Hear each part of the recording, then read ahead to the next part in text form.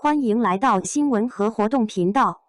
請訂閱和分享已更新有關當今最著名明星的最新信息。白鹿短髮扮相又翻車，穿短裙面相偏男顯土氣，片場頻頻翻白眼還撇嘴。娛樂圈的明星造型翻車，早就不是什麼稀罕事。很多時候，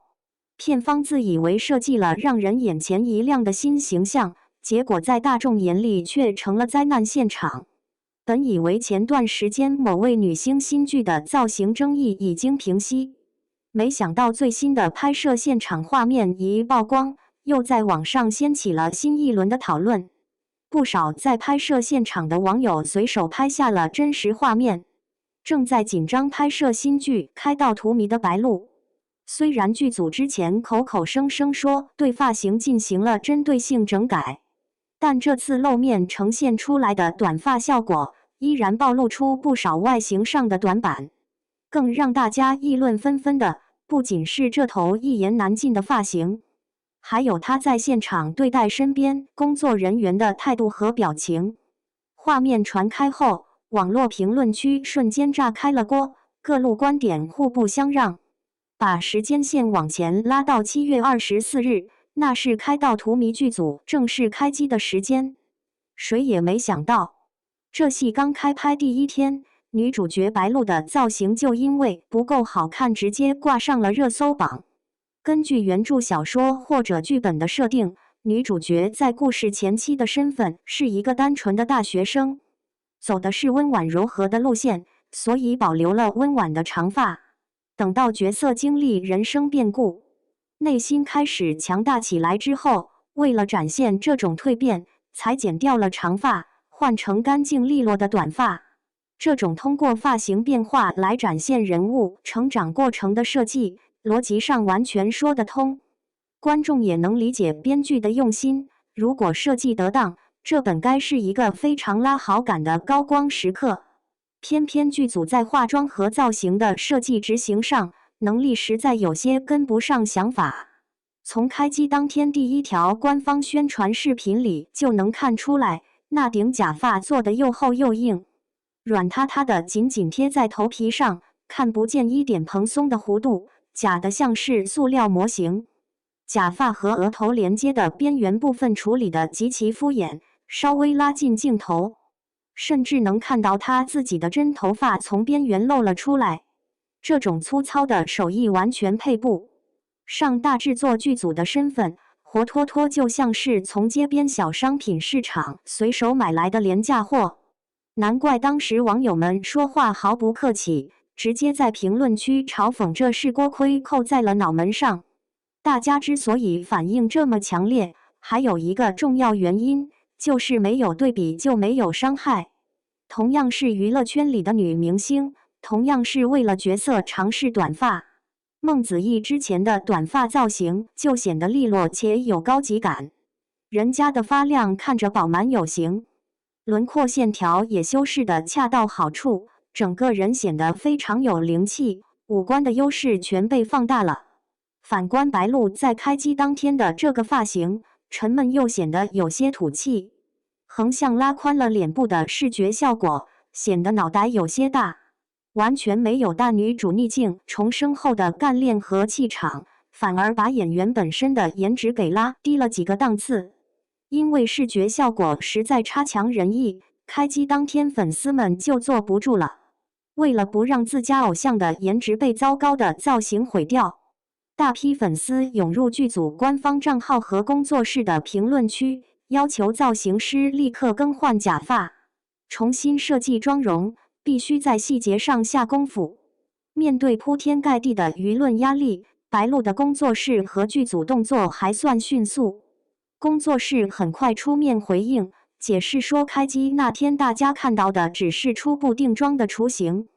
並不是最終呈現在鏡頭裡的最終版。保證後續會根據拍攝效果不斷微調假髮的細節，增加髮型的層次感。隨後幾天的拍攝中，劇組確實做出了一些改變，他們重新修剪了那頂爭議頗大的假髮，在服裝上也動了心思，特意準備了掛脖款式的上衣，試圖通過暴露肩部線條來修飾斜方肌，讓演員的儀態看起來更挺拔。當這一版修改後的路透照片傳出來時，不少路人還覺得清爽了許多，紛紛以為造型風波總算可以畫上句號了。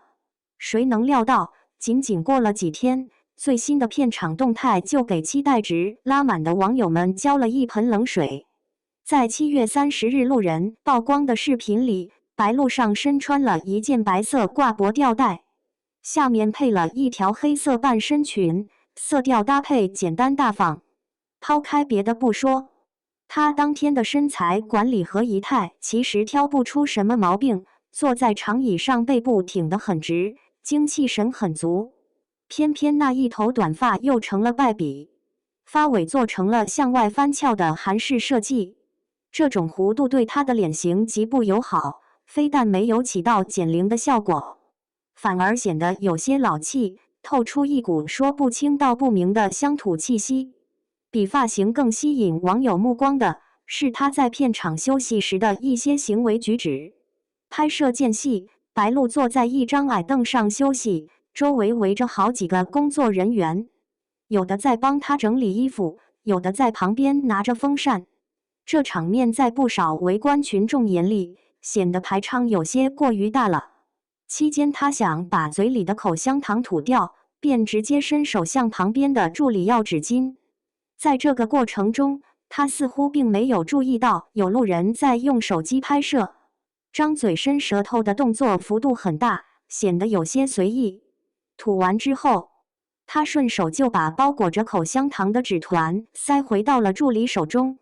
不僅如此，在休息的短短幾分鐘裡，他多次出現翻白眼、撇嘴等表情，臉上寫滿了煩躁，整個人看起來氣場有些冷漠，甚至顯得有些兇。不少看完這段視頻的網友紛紛表示，感覺他在私底下的脾氣似乎並不像鏡頭前表現的那麼溫和，讓人覺得有些難以接近。除了這套掛脖長裙的造型，另外一組穿着軍綠色工裝服、留着齊耳超短髮的造型，更是讓網上的吐槽聲達到了頂點。工裝風這種中性帥氣的衣服本來就極其挑人，對穿着者的古香賀氣質要求極高，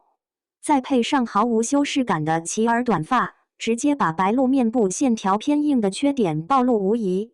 鏡頭裡的她看起來線條太硬，缺乏都市麗人該有的精緻感。社交平台的評論區裡幾乎被各種質疑聲淹沒，有人直言不諱地評價這套造型看起來像個男孩子，而且吐氣的有些僵硬，甚至有愛玩遊戲的網友調侃說他這個樣子特別像某些遊戲登錄界面裡粗糙的初始建模人物。不少人感慨，白鹿的古香其實更適合古裝。因為古裝繁複的髮髻和配飾能巧妙地遮擋住她臉型上的短板，一旦到了現代劇裡，沒有了古裝濾鏡的遮擋，各種五官上的小缺點就無處遁形了。實事求是地講，這次新戲造型的翻車確實讓人覺得有些遺憾。劇組明明聽取了外界的建議，也花時間去重新調整了，但顯然沒有把勁使在對的地方。白鹿本人的長相並不適合過於素雅或者刻意模仿日韓潮流的路線，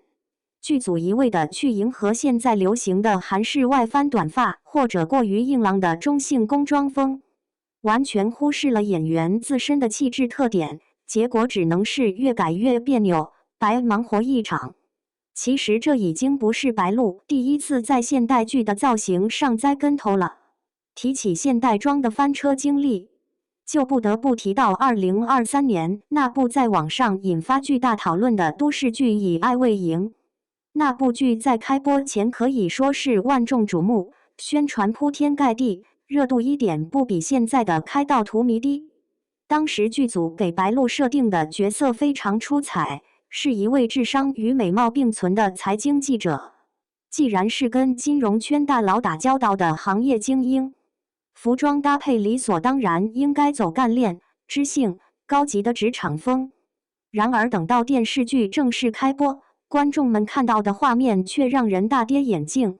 劇中的服裝搭配雜亂無章，各種不搭調的單品拼湊在一起，迎面撲來一股廉價的土味。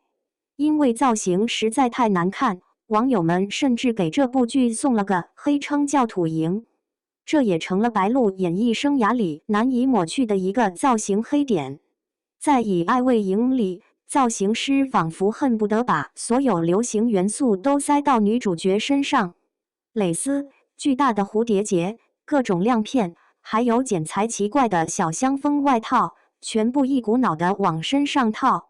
那些墊肩過寬、版型肥大的西裝外套，穿在身上不僅沒有大女主的飒爽，反而把演員的個子壓得顯得矮壯，身材比例變成了5-5分。